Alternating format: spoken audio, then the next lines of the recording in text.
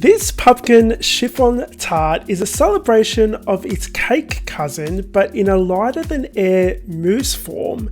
It starts with a delicious sweet tart crust, filled with perfectly set pumpkin mousse, and then topped with swirls of fluffy whipped cream. This is the perfect way to finish off an indulgent meal during the holiday season.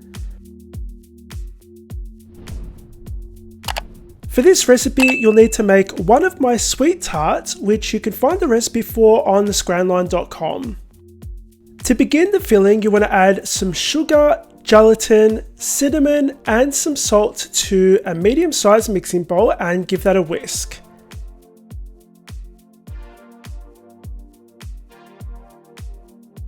Then you want to add some pumpkin puree. I actually made this from scratch, but you can use canned pumpkin instead. Not the pie filling, but the canned pumpkin puree. To that, you're going to add some eggs as well and give everything a whisk. Add some milk and vanilla extract.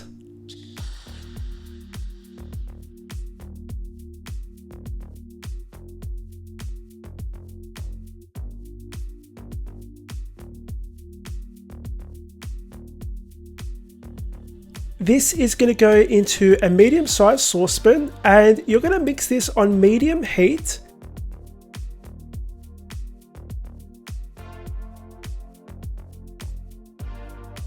As soon as you see those bubbles begin, take it off the heat. Let it cool down slightly, and to a large mixing bowl you're going to add some egg whites, some cream of tartar, which is going to help stabilize the egg whites and help them whip up better. And you're going to whip this for about like 30 seconds just to kind of help break the eggs and make them a little bit frothy. Then, while the mixer is on high speed, slowly add your caster sugar, and after you've got it all in there, this is going to go nice and thick and glossy. Add about a third of your pumpkin mixture to your meringue and fold it through. Continue doing this until all of the pumpkin mixture has been folded into the meringue.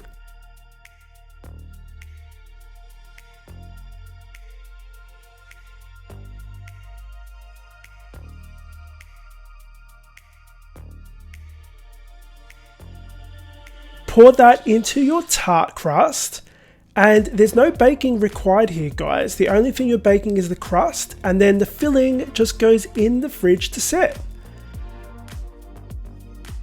For the whipped cream, just add some cream to a large bowl. You can add some vanilla extract and maybe a teaspoon of sugar if you want it to be sweet, and whip this to stiff peaks.